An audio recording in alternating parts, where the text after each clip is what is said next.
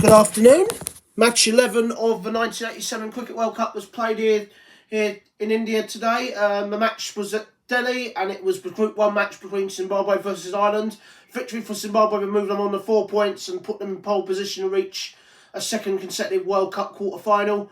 Ireland looking to bounce back from their defeat against Pakistan. The pitch was ready to be quite slow. It was very similar to the pitch that England scored 244 on yesterday against the Kenyans before bowling Kenya out for 112. The pitch got worse as the game progressed. This was a day-night match, however, and this was the outcome of the match today, or this evening. There it is. So you can see a low-scoring match, and Ireland, well, absolutely devastating performance from the Irish today. We'll give you more information about their innings later, but Zimbabwe only made 196 for 6 from 50 overs. Like against Rebel South African 11, they were quite negative in their batting and played with percentages. The first real opening partnership of the tournament, though, 55 opening stand. They went in with Ali Shah and Andrew Waller at the top of the order, and they got 32 and 38 respectively. There was a 29 for...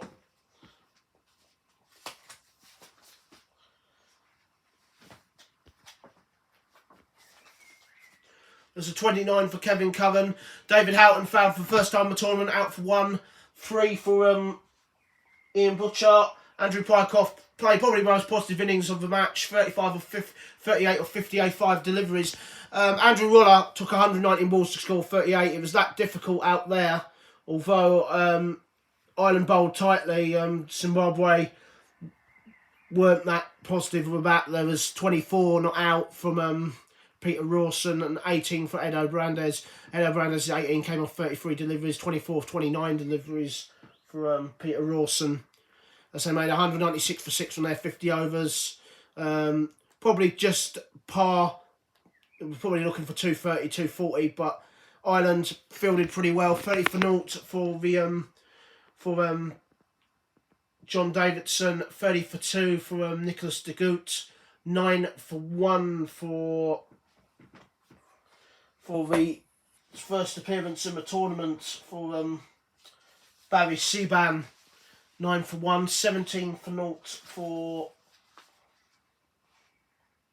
for Desmond Shumaney, 36 for 0 for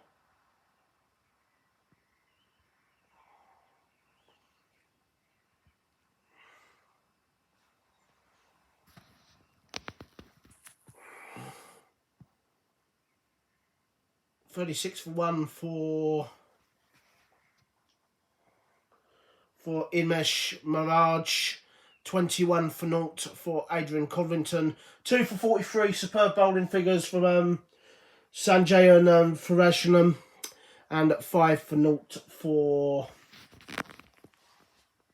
Anthony Sater. So they all had a bowl, but Ireland's response, having reduced Zimbabwe to 196 for 6, you felt that Ireland win the match, but that response was utterly atrocious from Ireland. The pitch did actually misbehave, to be honest with you. We had a feeling that the day night, Ireland did win the toss and let the field first, but the Irish captain, John Davis, said he believed that because it was a day night match, the pitch would probably play a little bit better because it was much cooler. But Ireland were just absolutely blown away. Not a single person getting the double figures. All out for 36 in 18.4 overs. That is the lowest ever total in the history of one-day international cricket. Ireland, it was Rebel South African 11 getting bowled out for 42 in 10.1 overs against Australia in 1979 at Colombo 8 years ago. They've done that. They've trumped that by 6 runs less. Look at that scorecard. Appalling. Chumney got 8. There's ducks for John Davidson, Anthony Sater, Nigel de Groot, Idvesh Maharaj, and Adrian Covington and Barry Seaban got 0 not out. So 1, 2, 3, 4, 5 ducks in the innings and a 0 not out. There was 8. The only people that did score, Desmond Chumley got 8, 2 for Ian Billcliffe, 9 for the captain, John Harris. He won't be happy that 9 was the highest score, and 6 apiece for Anesh Bagai and Sanjayan Farashanam. All out for 36 and 18.1 overs. 3 for 1 for Ali Shah. 15 for 3 for returning Peter Rawson. He's had a very good match indeed and was a contender for man of the match. 2 for 4 for Edo Brandes. But the man of the match, 4 for 12 or 7 overs for Malcolm Jarvis. An absolute emphatic display, really. The final outcome of this match between Zimbabwe versus Ireland at Delhi. Ireland won the toss, selected the bowl first on a slow, sort of normal pitch. He felt that the pitch would play a little bit better because it was a day-night match and it was much cooler, whereas yesterday it was boiling hot in Bombay and the pitch just deteriorated completely. Zimbabwe disappointed in making only 196 for 6 on their 50 overs, but they more than made up for that by bowling Ireland out 36, the lowest ever score in one-day international cricket, all out in 18.4 overs as well. Zimbabwe winning by 160 runs, their biggest ever victory in one-day internationals, and man of the match, as stated, for his 4 for 12 of 7 overs was Malcolm Jarvis. Zimbabwe have got 4 points now in Group 1, as you will see in a moment. Top of the table as well on net run rate. They're in pole position to reach the quarterfinals. They go into their double-header now with West Indies, Pakistan in 5 days' time, and the West Indies in about 10 or 12 days' time. In tremendous form, knowing that they've got 4 points, and realistically, they other results will probably decide their fate. And they know that if they cause an upset and beat Pakistan or West Indies, they will qualify for the quarterfinals. Ireland only have 3 days to recover from this. They've got the Rebel South Africa 11 3 days, so being bowled out for 36 is certainly not a good way to go into that match. Tomorrow's match, Sri Lanka versus Australia. Australia looking for their first win of the tournament. Sri Lanka looking to bounce back after their disappointing batting effort against India when chasing 253 in Calcutta. In Australia looking for their first win of the competition. It would be the second time that they've played in World Cup cricket. Remember, Australia scored 328 for 5 in a match 12 years ago. What was their first ever World Cup match at Nottingham, where they scored 328 for 5. That was when Sri Lanka batted out their 450 overs famously and scored 274 in response. Australia only won that match by 54 runs.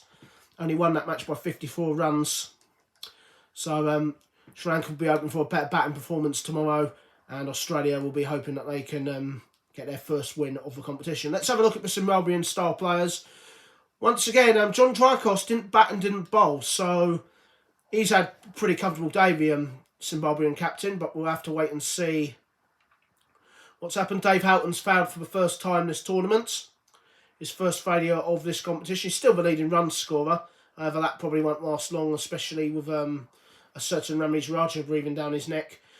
His average is now down to 96, but we won't have a look at his average yet. As you can see, he didn't bowl. He's only got 1 wicket in 2 matches, an average of 45. So, yeah, disappointing so far for John Tricos, but I don't think he'll be... His captaincy's been pretty decent so far. 193 runs in 3 innings, an average of 96 now. It's gone under 100 for the first time in the tournament for Dave Houghton. So, yeah, a comfortable win for Zimbabwe in the end. Bowling Ireland out for the lowest ever score in one-day internationals. Tomorrow's match, Sri Lanka versus Australia. Can Australia grab their first win of this World Cup here in India? And can Sri Lanka bounce back from their bizarre effort against India? So until then, this is me, Lawrence Howard, reporting on the 1987 Cricket World Cup being played here in India on Brian Lower Cricket on PlayStation. Until tomorrow's match, it's bye-bye from me.